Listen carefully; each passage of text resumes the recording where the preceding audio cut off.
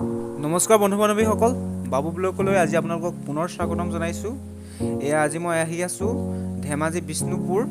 বন্ধু বান্ধৱীসকল, আজি বতৰ যথেষ্ট বেয়া, সেইবাবে আজি আমি অহা অলপ পলম হ'ল। আহি মাছখোৱা চাৰিআলিত উপস্থিত হৈছোঁহি। যিহেতু কাইলৈ বিশ্বকৰ্মা পূজা, মাছখোৱা চাৰিআলিত মানুহৰ যথেষ্ট ভিৰ দেখা গৈছে। যদিও ক'ভিড-19ৰ সমস্যা এতিয়া যথেষ্ট ভয়াৱহ, তথাপিও ইয়ালৈ অহা মানুহবোৰৰ উৎসাহ কোনো গুণে কমা নাই। পূজাৰ মণ্ডপ। বন্ধু বান্ধৱীসকল, যিহেতু আমাৰ ঘৰৰ পৰা অহা যথেষ্ট পলম হ'ল, লাহে লাহে সন্ধিয়া নামি আহিলে। চাওকচোন কি সুন্দৰ পৰিৱেশ, বাৰিষাৰ ক'লা আকাশ, চাৰিওফালে আন্ধাৰ। লাহে লাহে আমি গৈ আছোঁ এতিয়া ধেমাজিৰ পাঁচআলিৰ পেহীৰ ঘৰলৈ। তাতে আজি নিশাটো কটাম। যিহেতু কাইলৈ বিশ্বকৰ্মা পূজাৰ উপলক্ষে পেহীহঁতৰ ঘৰত বিশ্বকৰ্মা পূজাৰ বিশেষ আয়োজন চলিছে, গতিকে আমিও আহিলোঁ। ব'লকচোন গৈ থাকোঁ লাহে লাহে। বন্ধু বান্ধৱীসকল, আমি আহি বৰ্তমান ধেমাজি চহৰত উপস্থিত হ'লোহি। চাওক ব্যস্ততাময় পৰিৱেশ। যিহেতু কাইলৈ বিশ্বকৰ্মা পূজা, ইতিমধ্যে মই উল্লেখ কৰিছোঁৱেই। আমি 15 নং ৰাষ্ট্ৰীয় ঘাইপথৰ পৰা ধেমাজিৰ ৰেল ষ্টেচনৰ ৰোডলৈ সোমাই আহিছোঁ।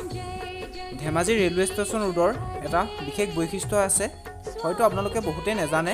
শুনক, ধেমাজি ৰেল ষ্টেচন ৰোডেদি গ'লে প্ৰথম ইঞ্জিনিয়াৰিং কলেজ আৰু দ্বিতীয়তে নবোদয় বিদ্যালয় আৰু তাৰ পাছত ডাইট কলেজ পাবগৈ।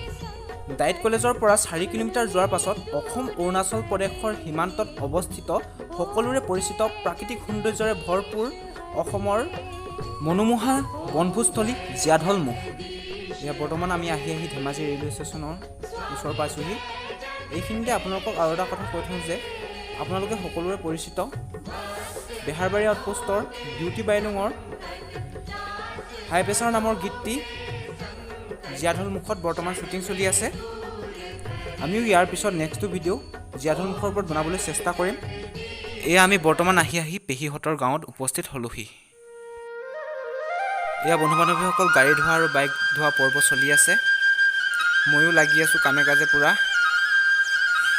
বৰষুণত তিতি হ'লেও গাড়ী বাইক ধুবলগীয়া হৈছে, উপায় নাই, কৰিবতো লাগিবই, যিহেতু বিশ্বকৰ্মা পূজা।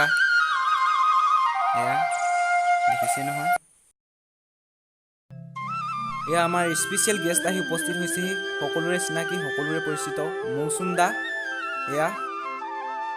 আমাৰ সকলোৰে মৰমৰ, সকলোৰে চিনাকি মৌচুম দা। ইতিমধ্যে আমাৰ পূজা অৰ্চনা সমাপ্ত হৈছে। এতিয়া আমি যাম মৌচুম দা ঘৰত। মৌচুম দা আহিছে। আজি আমি মৌচুম দাৰ লগত বহুত কথা আলোচনা কৰিম। আপোনালোকে চাই থাকক ভিডিঅ'টো শেষলৈকে। আমি গৈ আছোঁ বৰ্তমান ধেমাজিৰ পৰা চিলাপথাৰ অভিমুখে মৌচুম দাৰ ঘৰলৈ। ব'লক।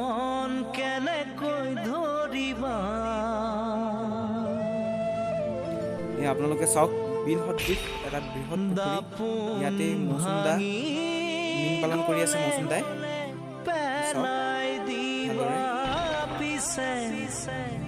যিহেতু এতিয়া ক'ভিড-19 পৰিৱেশ চলি আছে, মৌচুম দা এতিয়া বৰ্তমান তেওঁ নিজৰ বাসগৃহতেই আছেহি।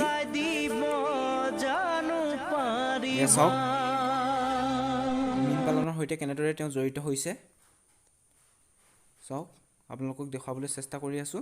তেওঁ নিজৰ লগতে আন কেইবাজনো ল'ৰাক সংস্থাপন দিবলৈ সক্ষম হৈছে মীন পালনৰ জৰিয়তে। মীন পালনৰ যোগেদি কেনেকৈ স্বাৱলম্বী হ'ব পাৰি আপোনালোকেও চাওক।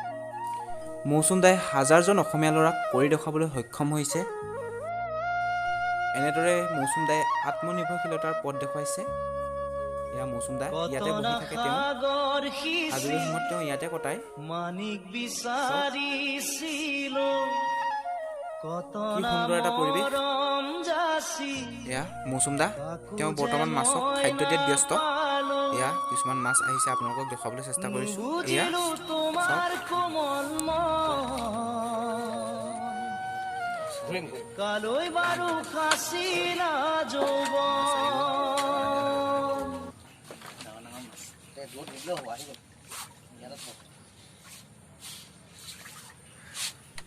মৌচুম দাৰ সৈতে আমি তেওঁৰ ফিচাৰীৰ চাৰিওফালৰ পৰিৱেশ চাই আছোঁ।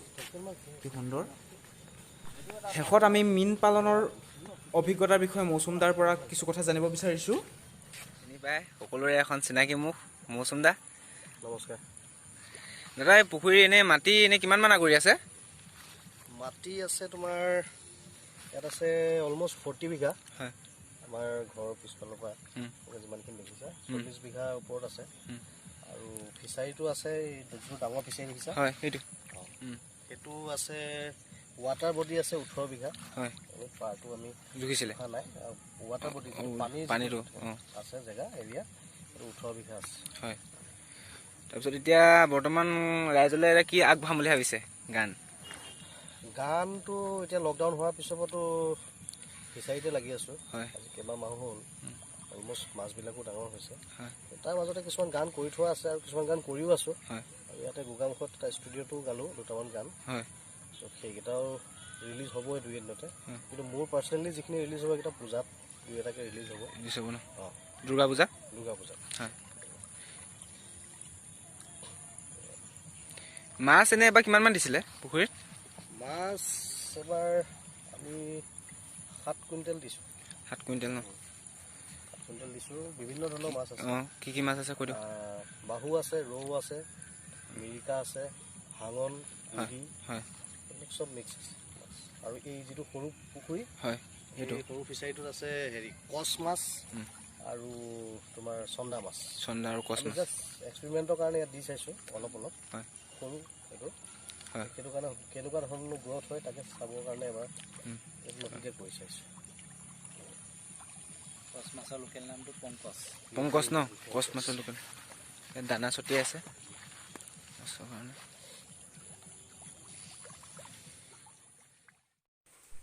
শেষত এটাই কথা কওঁ, সকলো অসমীয়া ল'ৰাই মৌচুমদাৰ দৰে আত্মনিৰ্ভৰশীল হ'বলৈ শিকক।